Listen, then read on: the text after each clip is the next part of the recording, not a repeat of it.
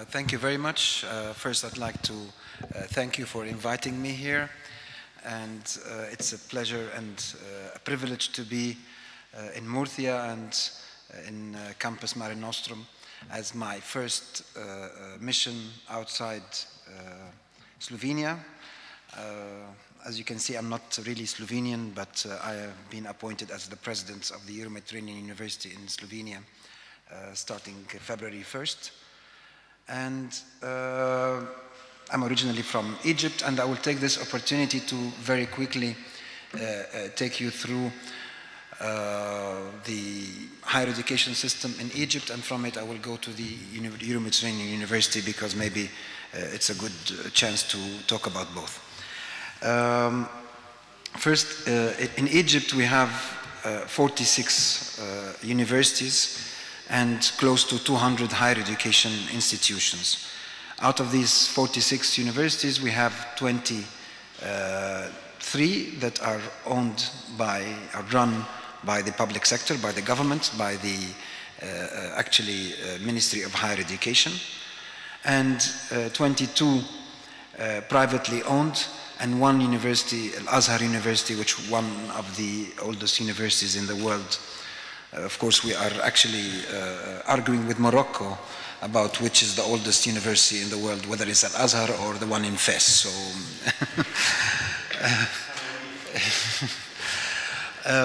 which is a religious university. Between all of these, and then we have 8 higher educational technical colleges, publicly run, and 124 privately run technical colleges. Between all these, in the higher education system alone in Egypt, we have 2.6 million students. Of course, Egypt is a big country with about 88 million population, but still the number of students in the higher education system at 2.6 million is quite a number, and this constitutes quite a challenge for the government and the private sector to manage this big number of students. Of course, with this big number, the resources are definitely also lacking because of the number of students and the stress this number of students puts on the government. But if we talk about the qualitatively, we also have another problem differentiating between the graduates, because we need more. Egypt is trying to link more the academia and the industry and put more graduates into science jobs and to capitalize on the wave of innovation now in the world. However, out of our students, there are only 22% are choosing scientific disciplines, and 78% are going to the social science, humanities, and let's say not the hard science or basic science disciplines. And this is one thing that I think is commonly shared with other countries as well. Adding to this also the challenge of that the graduates' competencies are not really directed or they don't really fit the job market requirements, and I think this is also one of the challenges that higher education is facing worldwide. And we also have an increasing demand on technical and vocational education, because we would like to maybe have more students choose this line, but they are not, and this is for cultural reasons, because they simply we have in Egypt this, let's say, cultural problem of people wanting always to have a higher degree. Let's say they want to be, for example, called an engineer or a doctor, and they don't like to just work in technical vocational, to go to technical and vocational disciplines.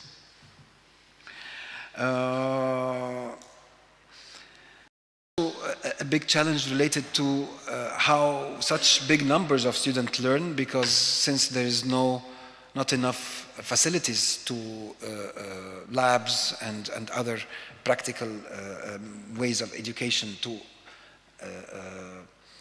have all these students in. Then mostly the students learn by reciting, meaning that the students are usually regarded as information banks or information repositories, just pumping knowledge into the students and not letting them be actively involved in their education or learning by doing, like we would like to have. Well, there is, of course, a number of obstacles and challenges that such a high number of students would pose, but still there are some opportunities for higher education in Egypt, and I would like to mention a few of those. One is that Egypt has been until now, and maybe this high number of students and the big critical mass with a big population of a country like Egypt, has been an exporter of labor for other countries, mostly the Arab countries around. And most of the Gulf countries were actually teachers and engineers and other professions actually come from Egypt. So it's a big exporter of education, and this makes, by default, higher education in Egypt an international one. This opens a window of internationalization for higher education institutions in Egypt. Also, since we share the Arabic language with other Arab countries, this makes it easier for our graduates to work in Arab countries. But also, on the other hand, what helps the internationalization of Egyptian students is that they mostly all speak English. They start studying English at school, so most of the Egyptian graduates, they also can speak English and therefore can also work in foreign countries. So this internationalization potential, let's say, which is inherent in Egypt, together with the hopes and positive attitude that gave higher education after the Egyptian revolution, there was a very positive attitude in higher education that this is going to revolutionize the education and science in Egypt. Actually, we are still in this transitional period. I cannot say that we are seeing an impact out of this yet, but this has pushed the higher education institutions to demand more to be self-governant and not to be dependent on the Ministry of Higher Education in Egypt. Maybe I forgot to mention that the ministry, although according to the Egyptian constitution, the old and the new one, that higher education institutions are independent, but if we want to be very honest about that, we find that the ministry, through what's called the Supreme Council of Universities, which is chaired by the minister, somehow controls the higher education in Egypt. The universities, if they want to establish curricula, they have to pass through special committees which are under this Supreme Council of Universities. So this is the way the ministry is somehow controlling the educational system in Egypt. However, in the new law, the rectors of Egyptian universities are elected by an electoral committee from the universities, and they are not assigned by the state as before. Even we're talking about the public universities, publicly run universities.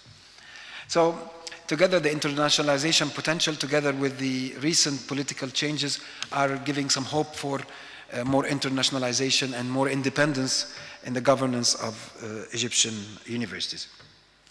I would like to move now to my new position and capacity in the Euro-Mediterranean University, EMUNI, and I also would like to seize this opportunity to speak about the bi-regional cooperation between the EU and the Mediterranean countries, because this has been let's say, an endeavor that I have worked in the past 7 years, working in the Egyptian Ministry of Higher Education and Research. And EMUNI was established in 2008, and as one of the priorities and main pillars of the Union for the Mediterranean. And since then, it has been struggling to assume its role as a platform for cooperation between universities from the north and the south. The first few years were very, let's say, positive, and there was a very positive attitude about Emuni's role. It gathered around 206 universities and higher education institutions from the Euro-Mediterranean, one of them being the University of Murcia, and acting, of course, having such a big network of 206 institutions could be an advantage, but could also be a big legacy for a small organization like Emuni to handle. So it could be a challenge and an opportunity. An opportunity, of course, to work on such a big network, to start having the joint and dual programs and not only dual, but multi-lateral programs between the different countries on north and south, and try to assume its role as the platform joining together the students and faculty from both sides of the Mediterranean, but still a challenge to manage such a big network. I can just give you a very practical example, that to have 206 members constituting our General Assembly means that if we want to change our statutes, we have to convene 2/3 of those members, meaning we have to convene about 114 members in person, physically, which is quite a challenge, and we don't think that we can, it's next to impossible to be able to do that. So, and adding to this, that not all the members also are at the same level of engagement in this network. This is one of the challenges that we have to face, to maybe categorize this membership and seeing who is actually involved and needs to continue as a partner and who could be just in the network. Emuni also does not, maybe for your information, it is not a university with physical strong facilities and in campus. It's a university that has been established to act through its network of universities. And this is again a challenge and an opportunity. A challenge because we don't own our own facilities, so if we want to conduct educational program, we have to go through other universities in the network. But it's still an opportunity because as such we do not pose any sort of competition to other universities. So we could be a very positive attraction model for other universities, because we are not going to compete in offering educational programs, but rather we can only offer our educational activities through cooperation. And this is the model that we would like to always display. Emuni as such could be a good model for cooperation between universities from the north and south, and it could be a good internationalization window for EU and Mediterranean universities working together in offering educational programs. Also, maybe this will come later, Emuni is a very good platform for offering such programs through, the massive open online courses, because at the end of the day, it's only a platform that could facilitate communication platform between the different universities, where the universities could join and perform online courses. This is another opportunity that Emuni offers.